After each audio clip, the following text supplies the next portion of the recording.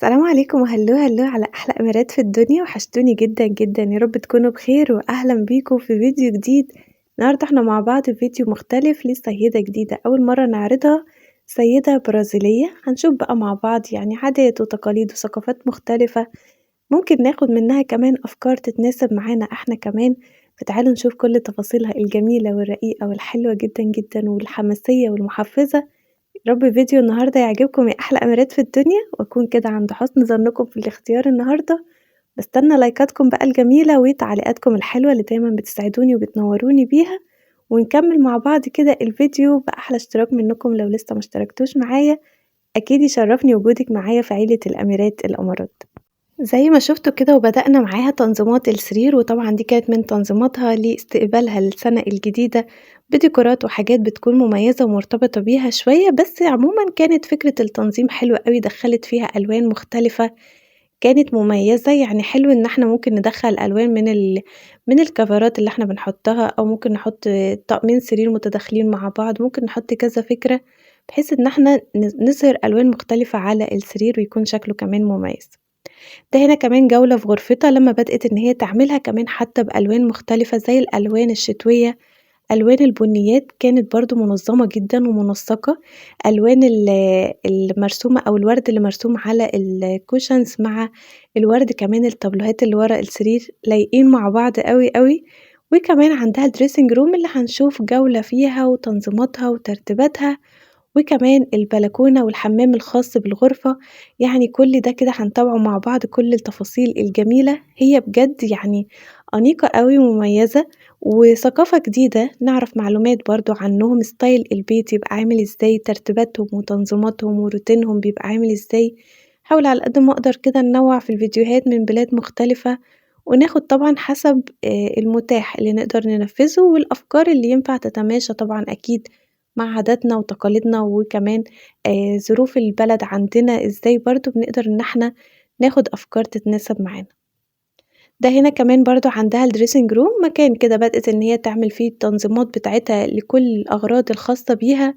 من ملابس ومن شنط ومن أحذية، كل حاجة مترتبة ومتنظمة بشكل حلو أوي.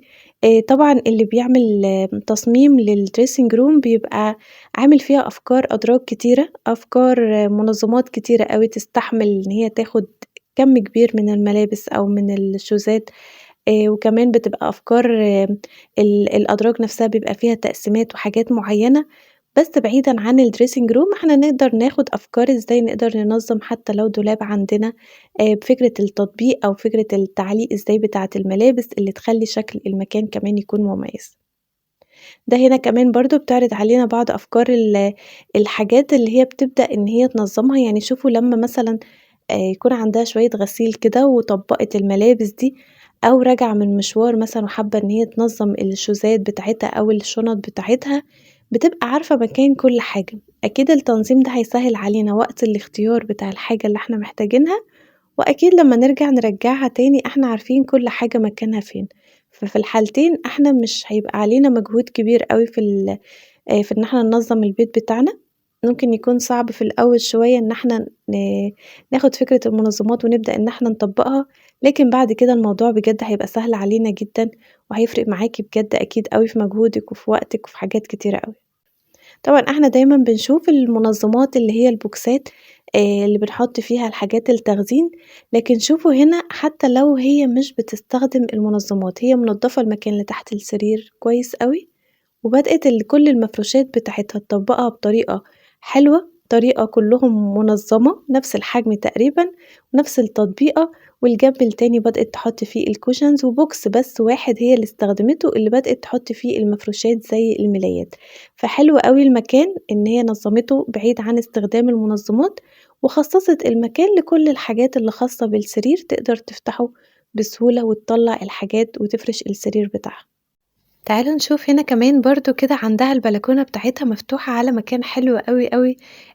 زي بلكونة أو زي تراس أو زي فراندا كده شكلها حلو كمان. فبدأت إن هي تستغلها بطريقة لذيذة، بدأت تحط فيها النجيلة الصناعي، بدأت تحط فيها مجموعة من الكراسي ومن النباتات. المكان في الأول بجد يعني ما كانش ليه أي لازمة ومش مستغلياه بشكل صح، بس قدرت في الآخر إن هي توظّفه بطريقة بجد مثالية وقعدة حلوة جدًا، جدًا، خصوصًا كمان إن هو بيفتح على أوضتها، فتبقى الأوضة أول ما تصحى الصبح وتفتح كده البلكونة يبقى مكان ومنظر حلو، فبدأت تهتم بكل التفاصيل اللي موجودة فيه، وتهتم بكل نضافة المكان، وبالشكل الحلو ده اللي وصّلته له، قد إيه مكان مميز وحلو، وزي ما قُلت لكم كده قدرت إن هي تستغله بشكل مميز. كمان برضه كانت من الحاجات أو اللقطات اللذيذة كده إن شُفته اللي هي الكنبة اللي هي كانت حاطاها دي بتقدر إن هي تفتحها بكل سهولة لترابيزة ومجموعتين من الكراسي على الجنبين كده، فتقدر كمان إن هي يعني تقدّم عليها الأكل أو يستمتعوا كمان بوقتهم ويتجمّعوا أفراد الأسرة كلّهم، فكان حلو أوي فكرة التحويل بتاعة الأثاث نَفْسه، دي تخلّيها إن هي ما تاخدش مكان كبير وكمان تخلّي فيه الحاجة الواحدة تقدر تستخدمها كذا استخدام، فتبقى طبعًا وفّرت مساحة ووفّرت فلوس، وفّرت حاجات كتيرة أوي بفكرة قد إيه بسيطة ولذيذة زي دي.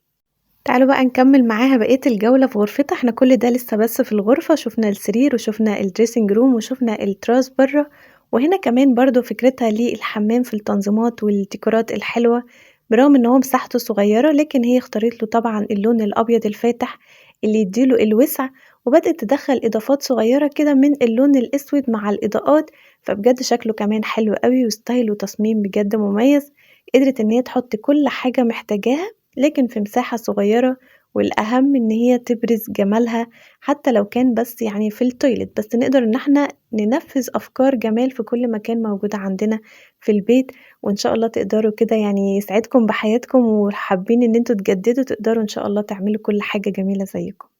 ندخل معاها بعد كده بقى كمان على روتين تنضيفات في المطبخ، المكان المزعج اللي مش بيخلص من دوشته من الروتين التنضيفات والكركبة اللي فيه،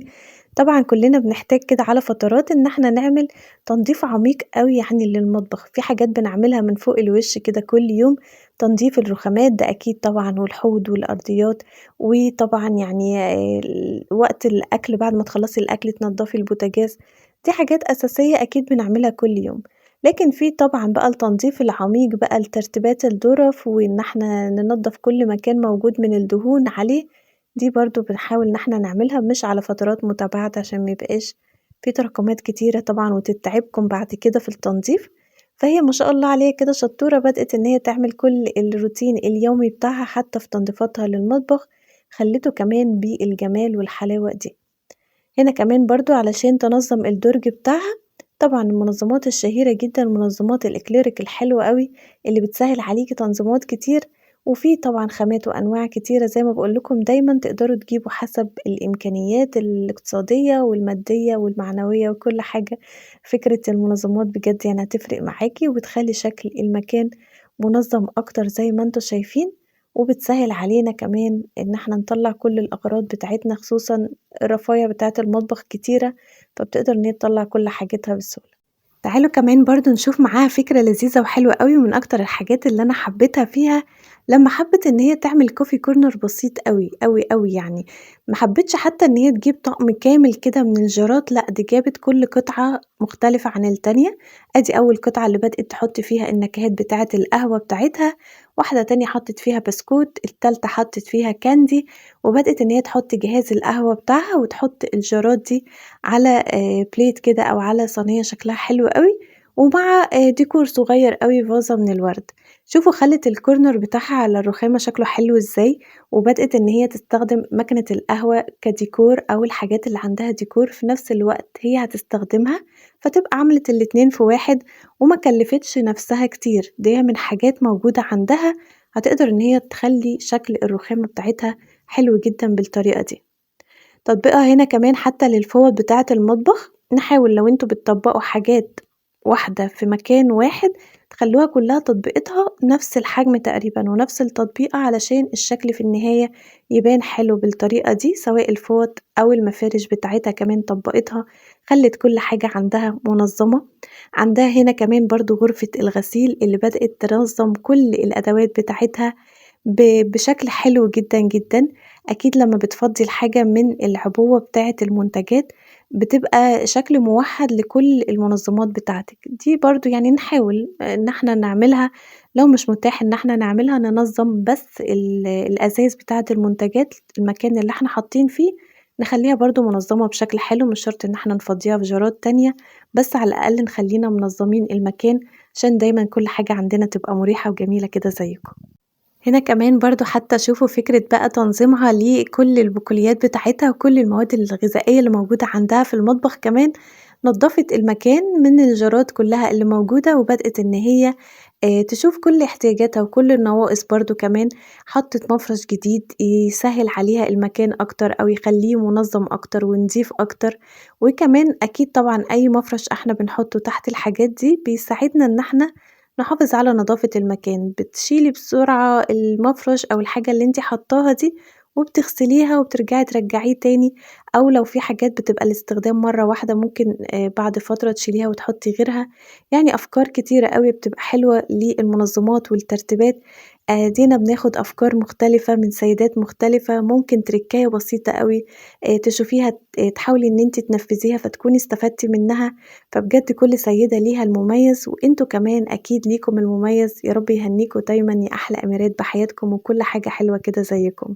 ده هنا كمان برضه من روتين ترتيباتها لغرفة النوم، عجبني أوي فكرة الملاية، شُفتوا طرف الملاية كانت إزاي بتعمل التانية كده عشان تخلّي شكل السرير مهندم وحلو، دي برضه من الأفكار بُصّوا قد إيه سريعة أوي، لكن ممكن لقطة زي دي نقدر إن إحنا نطبّقها ونخلّي شكل السرير كمان عندنا حلو.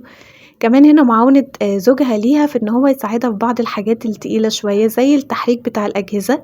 غسالة أو تلاجة أو بوتاجاز، حاجات بيتراكم تحتها الأتربة وساعات الدهون، فبنحتاج كل فترة إن إحنا برضه نحرّكها وننضّف تحتها، وكمان دي من الحاجات المهمة أوي اللي بتساعد إن أنتِ تحافظي على نضافة المكان ككل، ويبقى شكل المكان عندِك بيكون مميز، فهو ساعدها وشوفوا يعني نضّف لها المكان وخلّاه زي الفل كده، وبدأ طبعًا يساعدها إن هي ترجّع التلاجة بتاعتها تاني، وكمان من أفكار كمان الروتينات بتاعتها اللي كانت حلوة أوي، مش بس زوجها بيساعدها، لأ كمان ابنها بيساعدها في الغرفة بتاعته إزاي ينظّمها ويرتّبها، ويتشارك معاه في بعض الحاجات عشان تعوّدوا على كده. فيا رب دايمًا يبارك في أولادكم وفي حياتكم ويهنيكم بكل حاجة كده حلوة زيكم يا أميراتي، وصلنا مع بعض لآخر الفيديو، باتمنى يكون عجبكم وتكونوا استفدتوا منه ولو بحاجة صغيرة تقدروا تطبقوها في بيتكم وتخلّوه دايمًا في أحسن صورة. نتقابل على خير بكرة إن شاء الله في فيديو جديد، هاستنى لايكاتكم وتعليقاتكم وكمان اشتراكِك في القناة لو لسه ما انضميتيش لعيلتنا الجميلة. بكرة إن شاء الله معانا فيديو جديد وسيدة جديدة وأفكار جديدة. أشوفكم على خير الفيديو الجاي أميراتي وسلام.